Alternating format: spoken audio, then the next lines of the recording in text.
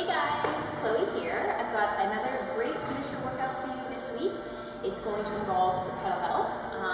You're going to need a lighter and a heavier kettlebell for this one. We've got 3 exercises: goblet squats, swings, and suitcase deadlift. So that just means that instead of the weight being in front of you in a more conventional position, it's going to be at your side instead. So a couple different weights would mean that you might go a little bit lighter on your swing, a little bit heavier on your deadlift. Okay, I'm going to give you 2 options with this workout, a more beginner and then a more intermediate option for these. So I'll show them both to you, and then we'll get into how many reps and rounds and all that good stuff a little later on. Okay, so just to show you what the exercises look like first, it's going to go like this. We'll start with our goblet squat. So I've done goblet squats before for finisher workouts, and basically you're going to clean that kettlebell and bring it into a rack position in front of your chest here. You're going to tuck your elbows in. I generally like to hold it just like this at the horn and sort of resting a little bit of the weight against my chest. Okay, feet are going to be about hip width apart, toes turned out slightly, 11 and 1 o'clock. Keeping those elbows tucked in, your chest proud. You're going to come on down into your squat. We want to try and get those hips just below parallel. So that means we want those hips just below parallel to the ground. Okay, so down and up. From there, we would move that right into a swing. Okay, so you're going to come down into your swing. So right now, this would be our beginner option. Okay, a 2-handed swing. Once you finish your swings, you'll move into your suitcase deadlift. So for this one, you need 2 kettlebells, and they need to be the same weight. You could stick with the same weight all the way through, or like I mentioned previously, if you want to challenge yourself a little bit more, you could up the weight for the deadlift. Okay? So weights basically right outside your feet, and your feet are going to be about hip width apart. You're going to come down into your hip, back nice and flat, grab a hold of the top of the kettlebells, and stand straight up. Okay? Hinge, bringing it back down to that start position.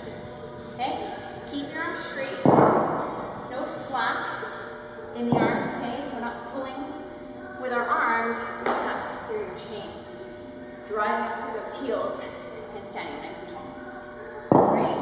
So again, this would be the beginner option, kettlebells on either side of you. Now, we're going to take it into our more intermediate or advanced option for this finisher. So you'll start with your goblet squat. That's going to look the same for the beginner or the intermediate. You're here squatting, okay? Nice solid squats. And then instead of a 2-arm swing, we're going to do a single-arm swing, okay? Hike that kettlebell back, and you would perform your swings. Now, of course, that means at some point, we're going to switch and do the other side. And then with our deadlift, instead of 2 kettlebells, just 1, starting with 1 on one side, then switching over to the other side. So this obviously requires a little bit more stability because you're offset by the weight being on one side. So when you pick up the kettlebell, you don't want to be leaning over out of alignment. You still want to keep your shoulders, think about keeping your shoulders squared up to the floor, as well as those hips, so one's not coming up higher than the other. When we stand, everything's nice and solid throughout. Okay, and then obviously you would do your reps on one side, switch the kettlebell to the other, and do the other side for that one. So this is how it's going to go. You're going to do 4 rounds of 10 reps of each exercise, okay? As quickly as possible, but always keeping your form and technique in the forefront of your mind, never compromising reps for quality reps just to get through it as fast as you can. You want to keep everything looking good, okay? And that means you're not going to injure yourself if you're keeping that technique and form in the forefront of your mind. So with a beginner, it's 10 reps of each exercise.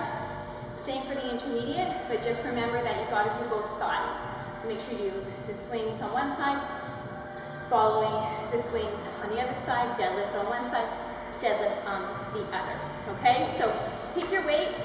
You can go a little lighter and heavier for the specific exercises, or keep it super simple, less thinking, and just do one size kettlebell for all the exercises, okay guys? So 10 reps each, 4 rounds total of those 3 exercises. I'm telling you, you're gonna have a fantastic total body workout. It's gonna leave you sweating. Have a good time with that one. Let me know how you do in the comments below. Take care.